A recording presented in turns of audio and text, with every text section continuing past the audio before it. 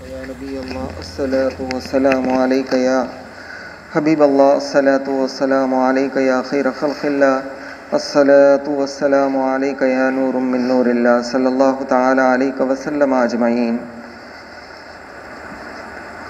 کربلا کی دوپہر کے بعد کربلا کے واقعات اور کربلا کی حضرت امام مسلم کے واقعے کے بعد اس کی رقت انگیز داستان اور اس واقعات سننے سے پہلے ایک لرزہ خیز اور دردناک منظر نگاہوں کے سامنے لائیے۔ صبح سے دوپہر تک خاندان نبوت کے تمام چشم و چراغ، جملہ آوان انصار ایک ایک کر کے شہید ہو گئے۔ سب نے دم رخصت دل کی زخمی سطح پر ایک نئے داغ کا اضافہ کیا۔ ہر تڑپتی ہوئی لاش کی آخری ہچکیوں پر امام عالی مقام میدان میں پہنچے، گود میں اٹھایا، خیمے تک لائے، زانوں پر سر رکھا اور جانثار نے دم توڑ دیا۔ نظر کے سامنے جن لاشوں کا انبار ہے ان میں جگر کے ٹکڑے بھی ہیں، آنکھ کے تارے بھی ہیں، بھائی اور بہن کے لاڈلے بھی ہیں، باپ کی نشانیاں بھی۔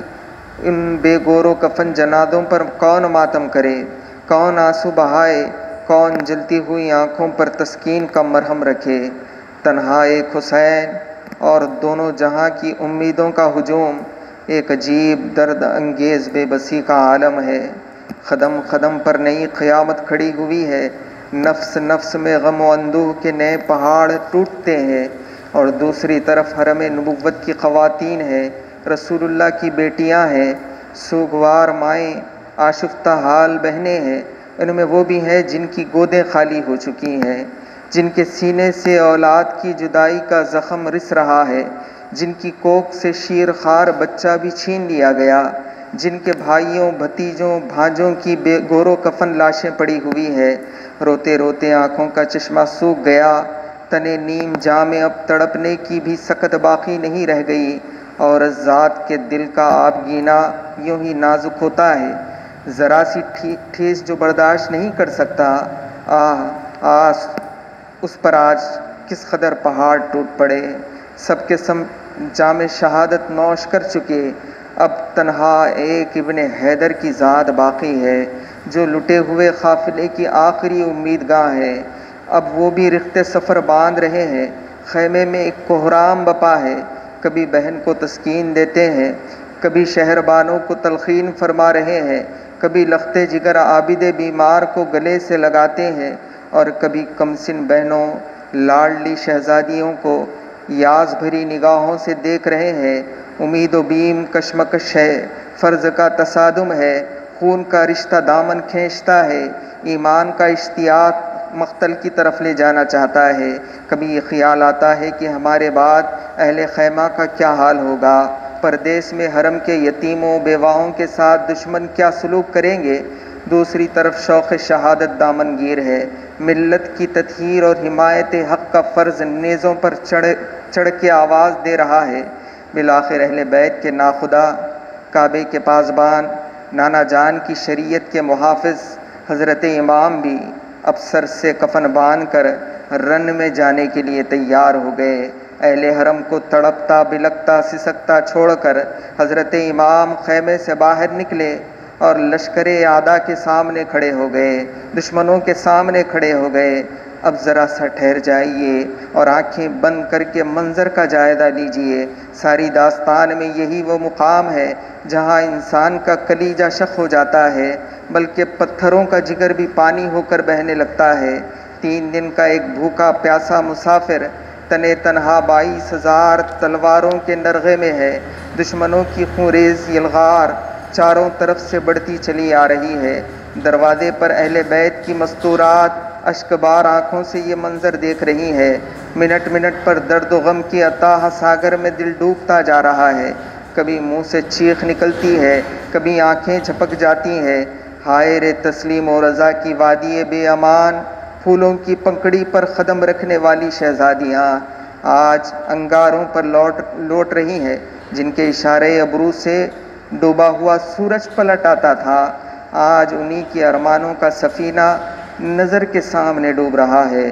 زبان نہیں کھلتی، دیکھنے والی آنکھیں اپنے امیر کشور کو، اپنے مرکز امید کو، اپنے پیارے حسین کو حسرت بھری نگاہوں سے دیکھ رہی تھی کہ ایک نشانے پر ہزاروں تیر چلے، تلواریں بے نیام ہوئیں، فضا میں نیزوں کی انی چمکی۔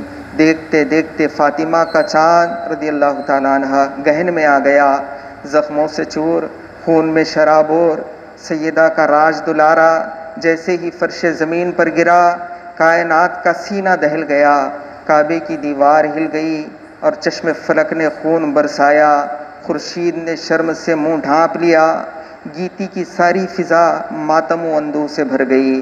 ادھر ارواح طیبات ملائکہ رحمت کے جلوں میں جب شہید آدم کی مقدس روح عالم بالا میں پہنچی، ہر طرف ابن حیدر کی امامت اور ایکتائی کا غلغلہ بلند ہو رہا تھا۔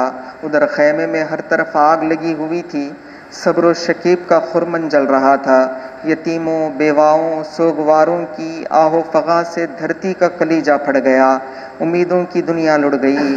آہ بیچ مجدار میں کشتی کا ناخدا بھی چل بسا، اب بنو ہاشم کے یتیم کہاں جائیں، کس کا منہ تکیں؟ کاشانِ نبوت کی وہ شہزادیاں جن کی عفت سرا میں روح الامین جبریل امین بھی بغیر اجازت داخل نہ ہو، نسیم صبا بھی جن کے آنچلوں کے قریب پہنچ کر ادب کے سانچے میں ڈھل جائیں۔ آج کرب و بلا کے میدان میں کون ان کا محرم ہے جس سے اپنے دکھ درد کی بات کہیں؟ ذرا اپنے دل پر ہاتھ رکھ کر سوچیں کہ ہمارے یہاں ایک میت ہو جاتی ہے تو گھر والوں کا کیا حال ہو جاتا ہے۔ غم گساروں کی بھیڑ، چارہ گروں کی تلقین، صبر کے باوجود آنسو نہیں تھمتے، اضطراب کی آگ نہیں بجھتی، نالہ و فریاد کا شور نہیں کم ہوتا۔ پھر کربلا کے میدان میں حرم کی ان سوگوار عورتوں پر کیا گزری ہوگی، ان بیویوں پر کیا گزری ہوگی جن کے سامنے بیٹوں، شوہروں، عزیزوں کی لاشوں کا انبار لگا ہوا تھا، جو غم گساروں اور شریک حال ہمدردوں کے جھرمٹ میں نہیں، خونخوار دشمنوں، صفاق درندوں کے نرغے میں تھی۔ امام عالی مقام کا سر قلم کرنے کے بعد کوفیوں نے بدن کے پیراہن اتار لیے، جسم اطہر پر نیزے کے 72 زخم اور تلوار کے 24 گھاؤ تھے۔ ابن سعد کے حکم پر یزیدی فوج کے کتے 10 ناپکاروں نے سیدہ کے لخت جگر کی 7 بے حرمتی کی اور حضرت زینب اور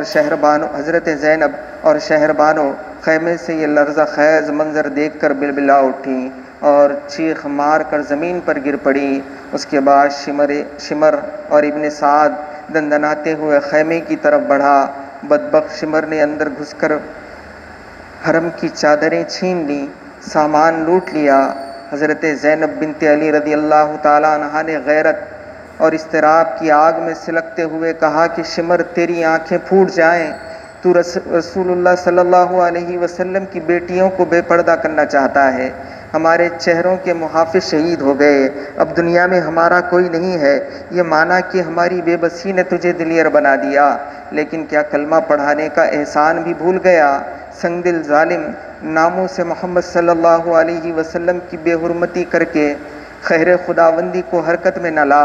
تجھے اتنا بھی لحاظ نہیں کہ ہم اسی رسول کی نواسیاں ہیں جس نے حاتم طائی کی قیدی لڑکی کو اپنی چادر اڑھائی تھی۔ حضرت زینب کی گرجتی ہوئی آواز سن کر عابد بیمار رضی اللہ تعالیٰ عنہ لڑکھڑاتے ہوئے اپنے بستر سے اٹھ کھڑے ہوئے، شمر پر تلوار اٹھانا چاہتے تھے کہ ضعف اور نقاہت کی وجہ سے زمین پر گر پڑے۔ شمر نے یہ معلوم کرنے کے بعد یہ امام حسین رضی اللہ تعالیٰ عنہ کی آخری نشانی ہے، اپنے سپاہیوں کو حکم دیا کہ انہیں بھی شہید کر ڈالیں تاکہ حضرت امام حسین رضی اللہ تعالیٰ عنہ کی کوئی نشانی، کوئی آل دنیا سے بالکل مٹ جائے۔ لیکن ابن سعد نے اس رائے سے اتفاق نہ کیا اور یہ معاملہ یزید کے حکم پر منحصر ہو گیا۔ شام ہو چکی تھی، یزیدی فوج کے سردار، یزیدی فوج کے کتے جشن فتح میں مشغول ہو گئے۔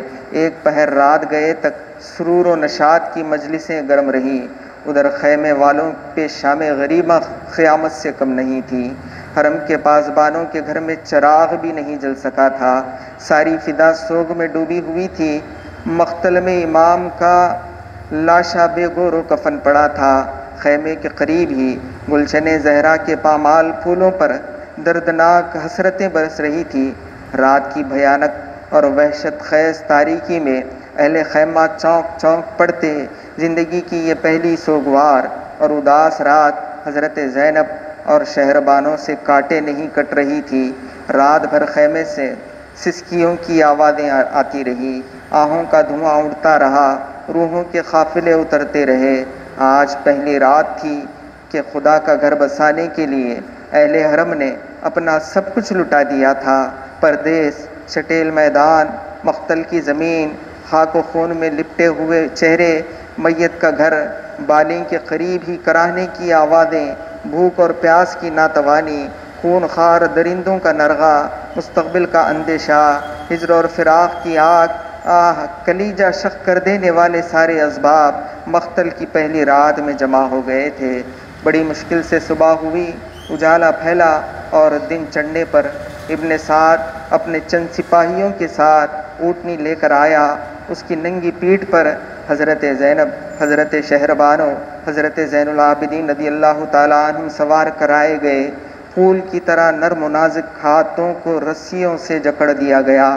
حضرت عابد بیمار رضی اللہ تعالیٰ عنہ اپنی والدہ اور پھوپھی کے ساتھ اس طرح باندھ دیے گئے کہ ذرا سا جنبش بھی نہیں کر سکتے تھے۔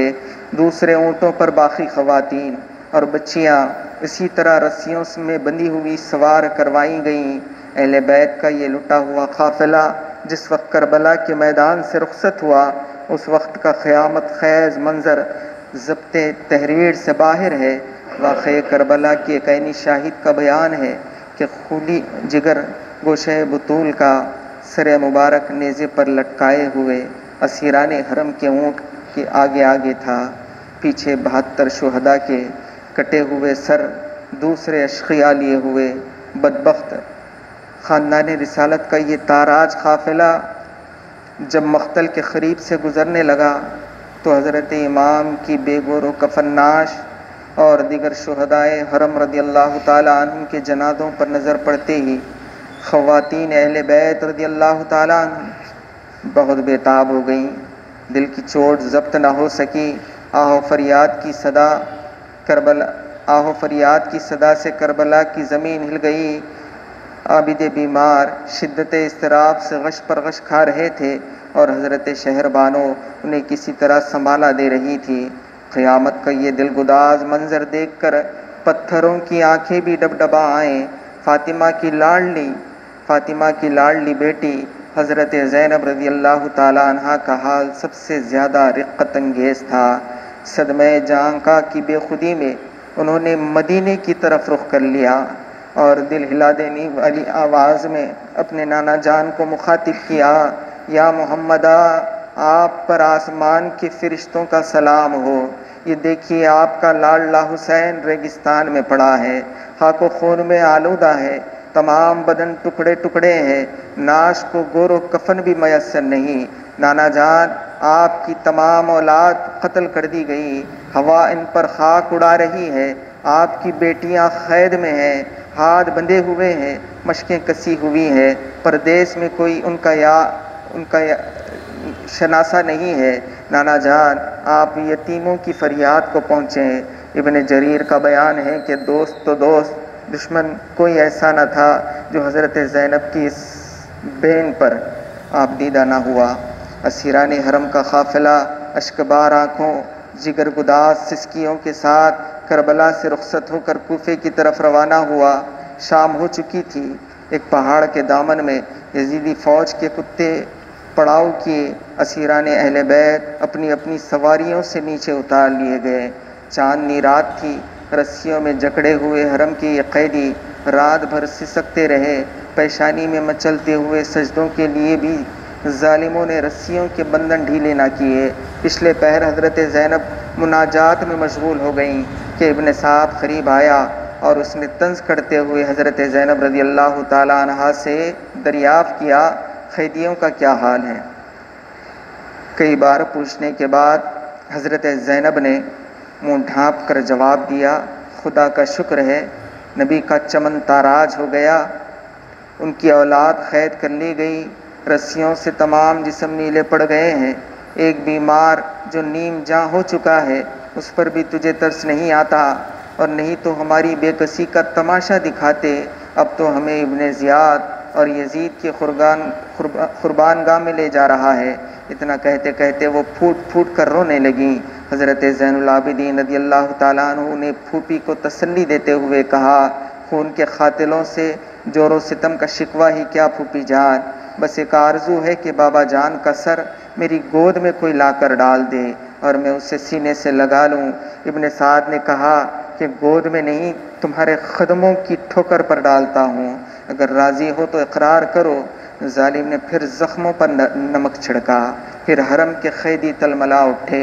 اضطراب میں بجھی ہوئی ایک آواز کان میں آئی، بدبخت نوجوانان جنت کے سردار سے گستاخی کرتا ہے، کیا تجھے خبر نہیں ہے کہ یہ کٹا ہوا سر اب بھی دو جہاں کا مالک ہے؟ ذرا غور سے دیکھ، بوسے گاہ رسول پر انوار و تجلیات کی کیسی کیسی بارشیں ہو رہی ہے، صرف جسم سے رابطہ کیا ٹوٹ گیا، عرش کا رابطہ اب بھی تو باقی ہے۔ اس آواز پر ہر طرف سناٹا چھا گیا۔ اسی عالم اندوں میں اسیران اہل بیت کا یہ تاراج قافلہ کوفہ پہنچا۔ مارے شرم اور ہیبت کے ابن سعد نے شہر کے باہر جنگل میں قیام کیا۔ رات کے سناٹے میں حضرت زینب رضی اللہ تعالیٰ عنہا مناجات اور دعا میں مشغول تھیں کہ ایک ہلکی آواز کان میں آئی، بی بی میں حاضر ہو سکتی ہوں؟ نگاہ اٹھا کر دیکھا تو ایک بڑھیا سر پر چادر اوڑھے، منہ چھپائے سامنے کھڑی ہے۔ اجازت ملتے ہی قدموں پر گر پڑی، دست بستہ عرض کیا، میں غریب اور محتاج عورت ہوں، بھوکے پیاسے آل رسول کے لیے تھوڑا سا کھانا اور پانی لے کر حاضر ہوئی ہوں۔ بی بی میں غیر نہیں ہوں، ایک مدت تک شہزادی رسول سیدہ فاطمہ کی کنیزی کا شرف حاصل رہا ہے رضی اللہ تعالیٰ عنہ۔ یہ اس زمانے کی بات ہے جبکہ سیدہ کی گود میں ایک ننھی سی بچی تھی جس کا نام زینب رضی اللہ تعالیٰ عنہ تھا۔ حضرت زینب نے ابلتے ہوئے جذبات پر قابو پا کر جواب دیا، تو نے اس جنگل اور پردیس میں ہم مظلوموں کی مہمان نوازی کی، ہماری دعائیں تیرے ساتھ ہیں، خدا تجھے دارین کی خوشیاں عطا فرمائے۔ بڑھیا کو جب معلوم ہوا کہ حضرت زینب ہیں تو چیخ مار کر گلے سے لپٹ گئی اور اپنی جان بنت رسول کے قدموں پر نثار کر دی۔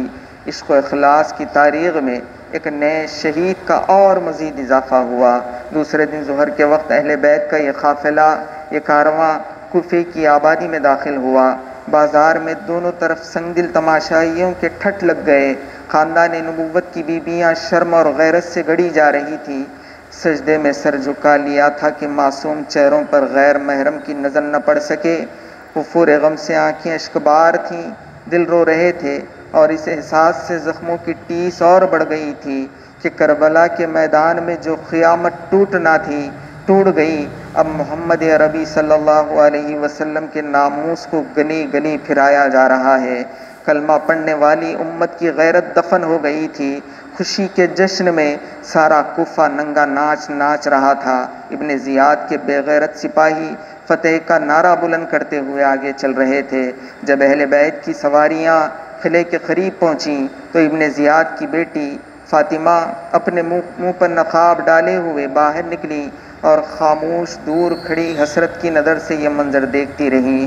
ابن سعد اور شمر کے حکم سے سیدانیاں اتاری گئیں، ساری بیبیاں اتاری گئیں۔ عابد بیمار رضی اللہ تعالیٰ عنہ اپنی والدہ اور پھوپھی کے ساتھ بندھے ہوئے تھے۔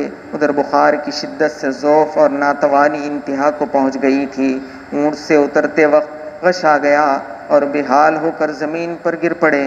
سر زخمی ہو گیا، خون کا فوارہ چھوٹنے لگا۔ یہ دیکھ کر حضرت زینب بیتاب ہو گئیں، دل بھر آیا، ڈبڈبائی ہوئی آنکھوں کے ساتھ کہنے لگیں، آل فاطمہ رضی اللہ تعالیٰ عنہ، میں ایک عابد بیمار ہی کا خون محفوظ رہ گیا تھا۔ آل فاطمہ میں ایک عابد بیمار ہی کا خون محفوظ رہ گیا تھا۔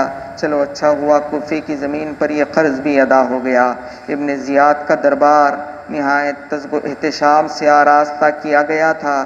فتح کے نشے میں سرشار تخت پر بیٹھا ہوا ابن زیاد اپنی فوجوں کے سرداروں کی زبانی کربلا کے واقعات سن رہا تھا۔ سامنے ایک تشت میں امام علی مقام کا سر مبارک رضی اللہ تعالیٰ عنہ رکھا ہوا تھا۔ ابن زیاد کے ہاتھ میں ایک چھڑی تھی۔ وہ بار بار حضرت امام رضی اللہ تعالیٰ عنہ کے لبھائے مبارک کے ساتھ گستاخی کرتا تھا اور کہتا جاتا تھا کہ اسی منہ سے خلافت کا دعوے دار تھا۔ دیکھ لیا قدرت کا فیصلہ، حق سربلند ہوا، باطل کو ذلت نصیب ہوئی۔ صحابی رسول حضرت زید بن ارقم رضی اللہ تعالیٰ عنہ اس وقت دربار میں موجود تھے۔ ان سے یہ گستاخی دیکھی نہ گئی۔ جوش عقیدت میں چیخ پڑے، ظالم یہ کیا کرتا ہے، چھڑی ہٹا لے، نسبت رسول کا احترام کر۔ ابن زیاد نے غصے سے پیچ و تاب کھاتے ہوئے کہا کہ تو اگر صحابی رسول نہ ہوتا تو میں تیرا سر قلم کرا دیتا۔ حضرت زید بن ارقم رضی اللہ تعالیٰ عنہ نے حالت غیظ میں جواب دیا، اتنا ہی تجھے رسول اللہ کی صلی اللہ علیہ وسلم کی نسبت کا لحاظ ہوتا تو ان کے جگر گوشوں کو تو کبھی قتل نہ کراتا۔ تجھے ذرا بھی غیرت نہیں آئی کہ جس رسول کا تو کلمہ پڑھتا ہے انہی کی اولاد کو تو شہید کر دیا اب، اور ان کی عفت مآب بیٹیوں کو قیدی بنا کر گلی گلی پھرا رہا ہے۔ ابن زیاد یہ لرزہ خیز جواب سن کر تلملا گیا، لیکن مصلحتاً خون کا گھونٹ پی کر رہ گیا۔ اسیران حرم کے ساتھ ایک بوسیدہ چادر میں لپٹی ہوئی حضرت زینب ایک گوشے میں بیٹھی ہوئی تھی۔ ان کی کنیزوں نے انہیں اپنے جھرمٹ میں لے لیا تھا۔ ابن زیاد کی نظر پڑی تو دریافت کیا کہ یہ عورت کون ہے۔ کئی بار پوچھنے پر ایک کنیز نے جواب دیا کہ حضرت زینب بنت علی رضی اللہ تعالیٰ۔ ابن زیاد نے حضرت زینب کو مخاطب کرتے ہوئے کہا، خدا نے تیرے سرکش سردار اور تیرے اہل بیت کے نافرمان باغیوں کی طرف سے میرا دل ٹھنڈا کر دیا۔ اس اذیت ناک جملے پر حضرت زینب اپنے تئیں سنبھال نہ سکیں، بے اختیار رو پڑی، واللہ تو نے میرے سردار کو قتل کر ڈالا، میرے خاندان کا نشان مٹایا، میری شاخیں کاٹ دیں، میری جڑ اکھاڑ دی۔ اگر اس سے تیرا دل ٹھنڈا ہو سکتا ہے تو یہ بھی ہو جائے۔ اس کے بعد ابن زیاد کی نظر حضرت عابد بیمار رضی اللہ تعالیٰ عنہ پر پڑی۔ وہ انہیں بھی قتل کرنا ہی چاہتا تھا کہ حضرت زینب رضی اللہ تعالیٰ عنہ بے قرار ہو کر چیخ پڑی، میں تجھے خدا کا واسطہ دیتی ہوں، اگر تو اس بچے کو قتل کرنا ہی چاہتا ہے تو مجھے بھی اس کے ساتھ قتل کر ڈال۔ ابن زیاد پر دیر تک سکتے کا عالم طاری رہا۔ اس نے لوگوں سے مخاطب ہو کر کہا، خون کا رشتہ بھی کیسی عجیب چیز ہے، واللہ مجھے یقین ہے کہ یہ سچے دل سے لڑکے کے ساتھ قتل ہونا چاہتی ہے۔ اچھا اسے چھوڑ دو، یہ بھی اپنے خاندان کی عورتوں کے ساتھ جائے۔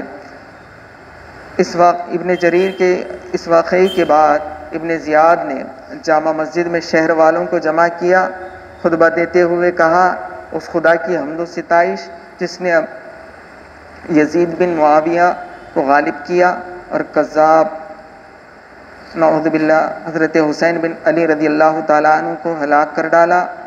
اس اجتماع میں مشہور محب اہل بیت حضرت ابن عفیف رضی اللہ تعالیٰ عنہ بھی موجود تھے۔ ان سے خطبے کے الفاظ سن کر رہا نہیں گیا، فرط غضب میں کانپتے ہوئے کھڑے ہو گئے اور ابن زیاد کو للکارتے ہوئے کہا کہ خدا کی قسم تو ہی کذاب ابن کذاب ہے، حضرت حسین سچے اور ان کے والد ماجد سچے، ان کے نانا سچے صلی اللہ علیہ وسلم۔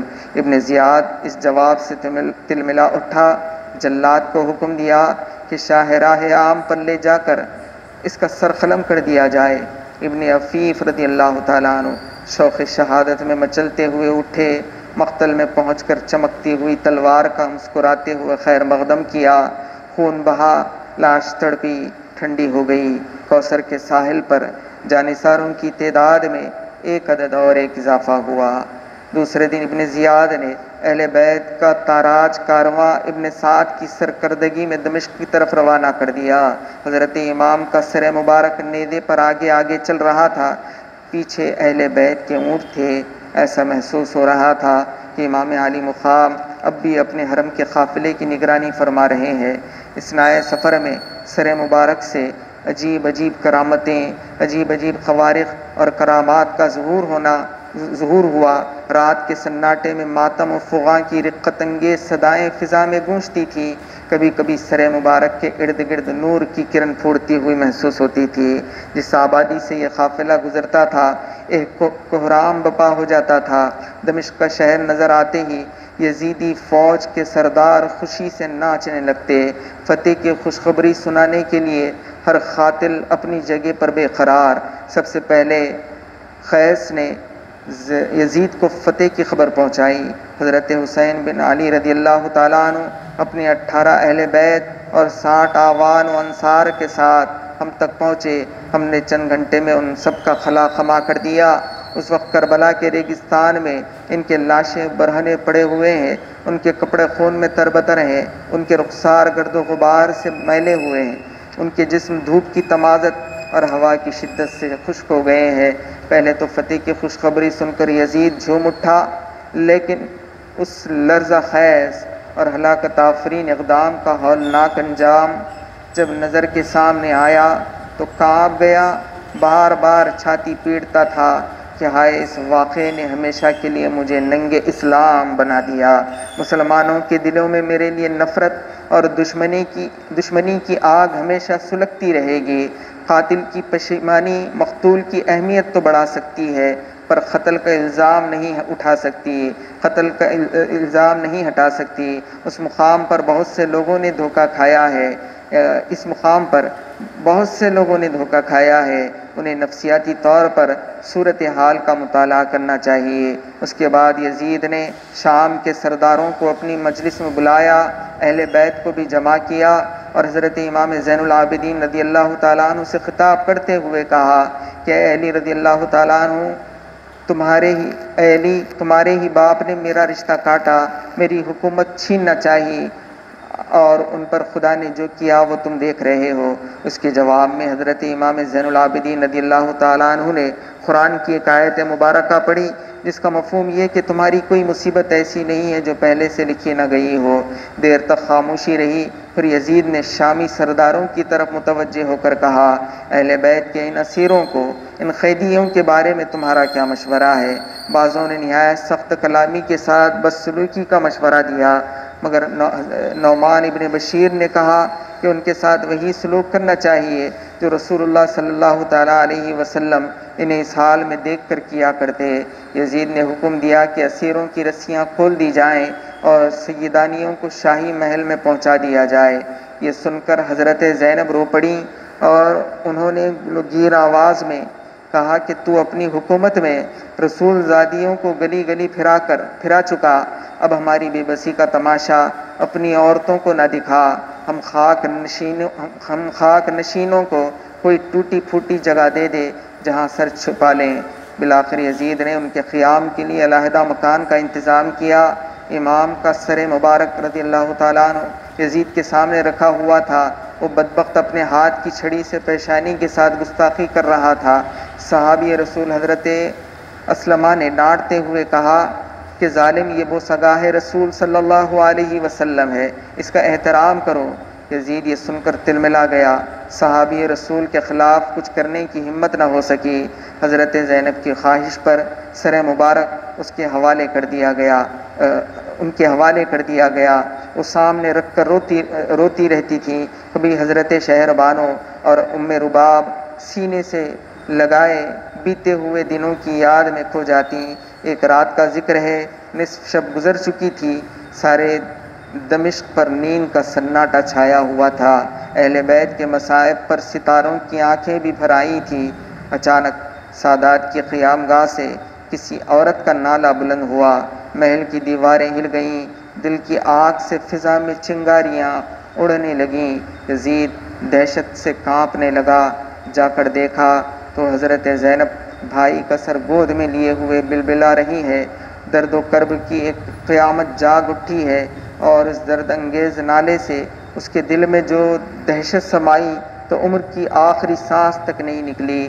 اسے اندیشہ ہو گیا کہ کلیجہ توڑ دینے والی یہ فریاد اگر دمشق کے در و دیوار سے ٹکرا گئی تو شاہی محل کی اینٹ سے اینٹ بچ جائے گی، کیونکہ دمشق کی جامع مسجد میں حضرت امام زین العابدین رضی اللہ تعالیٰ عنہ نے اہل بیت کے فضائل و مناقب اور یزید کے مظالم پر مشتمل جو تاریخ خطبہ دیا تھا اس نے لوگوں کے دل ہلا دیے تھے اور ماحول میں اس کی اثر انگیزی اب بھی باقی تھی، اور اگر تقریر کا سلسلہ کچھ دیر اور جاری رہتا اور یزید نے گھبرا کر اذان نہ دلوا دی ہوتی تو اسی دن یزید کے شاہی اقتدار کی اینٹ سے اینٹ بچ جاتی اور اس کے خلاف عام بغاوت پھیل جاتی۔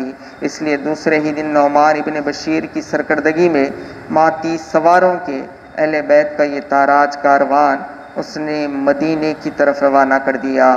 ہزار کوشش کی کہ کربلا کی یہ دہکتی ہوئی چنگاری کسی طرح ٹھنڈی ہو جائے، لیکن جو آگ بحر و بر میں لگ چکی تھی اس کا سرد ہونا ناممکن تھا۔ صبح کی نماز کے بعد اہل بیت کا دلگداز قافلہ مدینے کے لیے روانہ ہو گیا۔ حضرت نعمان ابن بشیر نہایت ہی رقیق القلب، پاک باز، محب اہل بیت تھے۔ دمشق کی آبادی سے جو ہی قافلہ باہر نکلا، حضرت نعمان حضرت امام زین العابدین رضی اللہ تعالیٰ عنہ کی خدمت میں حاضر ہوئے۔ دست بستہ عرض کیا، یہ نیاز مند حکم کا غلام ہے، جہاں جی چاہے تشریف لے چلیے، میری تکلیف کا خیال نہ کیجیے، جہاں حکم دیجیے گا پڑاؤ وہیں پر ہوگا، جب فرمائیے گا کچھ کروں گا۔ کچھ لوگوں کا کہنا ہے کہ حضرت زین العابدین رضی اللہ تعالیٰ عنہ وہیں سے کربلا واپس ہوئے اور شہدائے اہل بیت کو دفن کیا، اور کچھ کی روایت ہے اور کچھ کہتے ہیں کہ کربلا کے آس پاس کے آدمیوں کو جب خبر ہوئی تو وہ ماتم کناں ہوئے اور شہیدوں کی تجہیز و تکفین کا فرض انجام دیا۔ آخر والی روایت زیادہ قابل اعتماد ہے۔ حضرت امام عرش مقام کا سر مبارک اب نیزے پر نہیں، حضرت زینب شہر بانو اور حضرت عابد بیمار رضی اللہ تعالیٰ عنہ کی گود میں تھا۔ پہاڑوں، صحراؤں، ریگستانوں کو عبور کرتا ہوا قافلہ مدینے کی طرف بڑھتا رہا۔ منزلیں بدلتی رہیں، سینے کے جذبات مچلتے رہے، یہاں تک کہ کئی دنوں کے بعد اب حجاز کی سرحد شروع ہو گئی۔ اچانک سویا ہوا درد جاگ اٹھا۔ رحمت و نور کی شہزادیاں چمن کا موسم بہار یاد کر کے مچل گئیں۔ کربلا جاتے ہوئے انہی راہوں سے کبھی گزرے تھے۔ کشور امامت کی رانیاں اس وقت اپنے تاجداروں اور ناز برداروں کے ذل عاطفت میں تھی۔ زندگی شام و سحر کی مسکراہٹوں سے معمور تھی۔ کلیوں سے لے کر غنچوں تک سارا چمن ہرا بھرا تھا۔ ذرا چہرہ اداس ہوا، چارہ گروں کا ہجوم لگ گیا، پلکوں پر ننھا سا خطرہ چمکا، پیار کے ساگر میں طوفان امڑنے لگا۔ سوتے میں ذرا سا چونک گئے، آنکھوں کی نیند اڑ گئی، اب اسی راہ سے لوٹ رہے ہیں تو قدموں کے نیچے کانٹوں کی برچھیاں ہیں۔ تڑپ تڑپ کر قیامت بھی سر پر اٹھا لیں تو کوئی تسکین دینے والا نہیں۔ خیمہ اجڑا ہوا ہے، قافلہ ویران ہو چکا ہے۔ شہزادوں اور رانیوں کی جگہ اب آشفتہ حال یتیموں، بیواؤں کی ایک جماعت ہے جس کے سر پر آسمان کا ایک سایہ رہ گیا ہے۔ لبوں کی جنبش اور ابرو کے اشاروں سے اسیروں کی زنجیر توڑنے والے آج خود اسیر کرب و بلا ہیں۔ مدینے کی مسافت گھٹتے گھٹتے اب چند منزل رہ گئی ہے۔ ابھی سے پہاڑوں کا جگر کانپ رہا ہے، زمین کی چھاتی دہل رہی ہے، قیامت کو پسینہ آ رہا ہے کہ کربلا کے فریادی مالک کونین کے پاس جا رہے ہیں۔ قافلے میں حسین نہیں ہے رضی اللہ تعالیٰ عنہ، ان کا کٹا ہوا سر چل رہا ہے۔ استغاثے کے ثبوت کے لیے کہیں سے گواہ لانا نہیں ہے۔ بغیر دھڑ کے حسین حضرت رضی اللہ تعالیٰ عنہ جب اپنے نانا جان کی تربت پر حاضر کیا جائیں گے تو خاکدان گیتی کا انجام دیکھنے کے لیے کس کے ہوش سلامت رہ جائیں گے۔ پردیس میں کربلا کے مسافر کی آج آخری رات تھی، نہایت ہی بے قراری میں کٹی۔ انگاروں پر کروٹ بدلتے رہے، صبح تڑکے ہی کوچ کے لیے تیار ہو گئے۔ نعمان ابن بشیر آگے آگے چل رہے تھے، ان کے پیچھے اہل بیت کی سواریاں تھیں۔ سب سے اخیر میں 30 محافظ سپاہیوں کا مسلح دستہ تھا۔ دوپہر کے بعد مدینے کی سرحد شروع ہو گئی۔ اب فریادیوں کا حال بدلنے لگا، سینے کی آگ تیز ہونے لگی۔ جیسے جیسے مدینہ قریب آتا جا رہا تھا، جذبات کے سمندر میں طوفان کا تلاطم بڑھتا جا رہا تھا۔ کچھ دیر چلنے کے بعد اب پہاڑیاں نظر آنے لگیں، کھجوروں کی قطار، سبززاروں کا سلسلہ شروع ہو گیا۔ جو ہی مدینے کی آبادی چمکی، صبر و شکیب کا پیمانہ چھلک اٹھا، کلیجہ توڑ کر آہوں کا دھواں نکلا، ساری فضا پر چھا گیا، ارمانوں کا گہوارہ دیکھ کر دل کی چوٹ ابھر آئی، اور حضرت زینب، حضرت شہربانو اور حضرت عابد بیمار رضی اللہ تعالیٰ عنہ ابلتے ہوئے جذبات کی تاب نہ لا سکے۔ اہل حرم کے دردناک نالوں سے زمین کانپنے لگی، پتھروں کا کلیجہ پھٹ گیا۔ ایک سوار نے بجلی کی طرح سارے مدینے میں یہ خبر دوڑا دی کہ کربلا سے نبی زادوں کا قافلہ آ رہا ہے، شہزادہ رسول کا کٹا ہوا سر بھی ان کے ساتھ ہے۔ یہ خبر سنتے ہی ہر طرف کوہرام مچ گیا، قیامت سے پہلے قیامت آئی۔ وفور غم سے جذبہ بے خودی میں اہل مدینہ آبادی سے باہر نکل آئے۔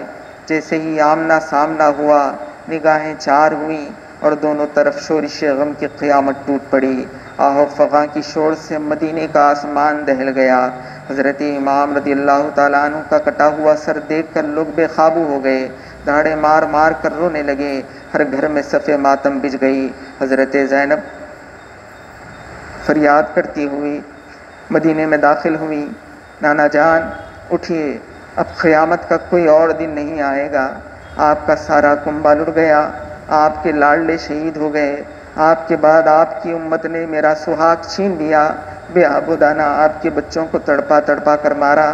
آپ کا لاڈلا حسین آپ کے نام کی دہائی دیتا ہوا دنیا سے چل بسا۔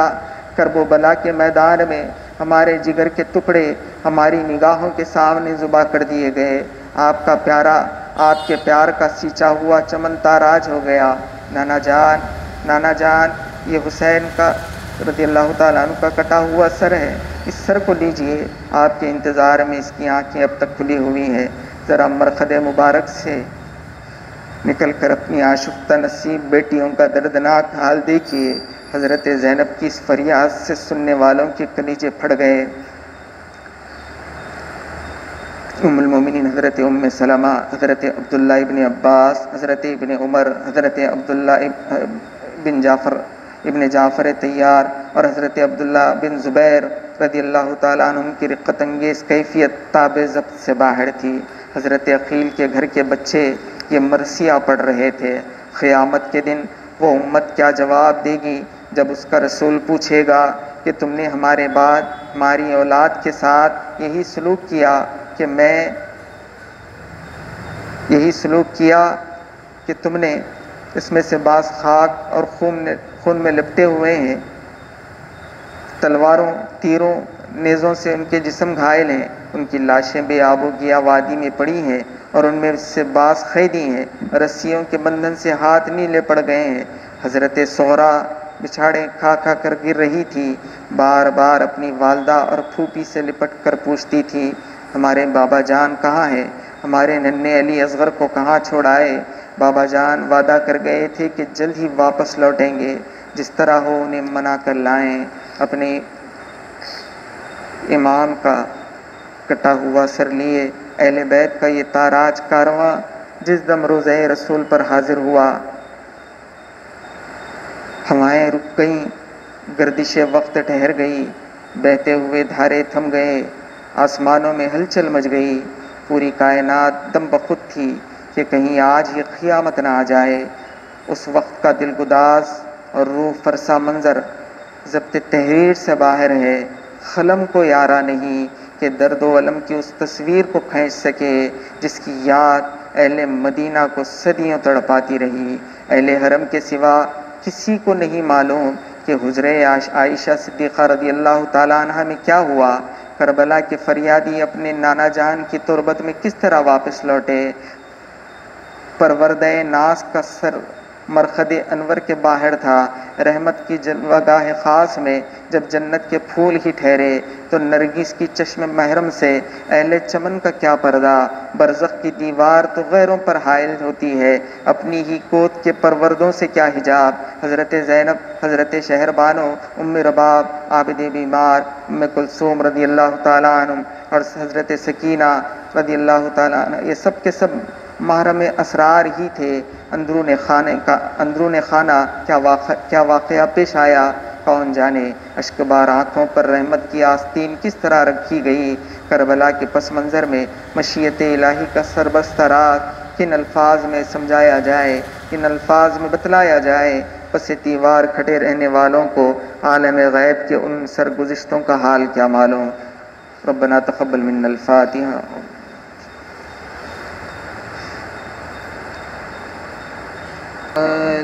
محمد صلی اللہ علیہ وسلم، صلی اللہ علی محمد صلی اللہ علیہ وسلم، صلی اللہ علی محمد صلی اللہ علیہ وسلم، صلی اللہ علی محمد صلی اللہ علیہ وسلم۔ سلطان کربلا کو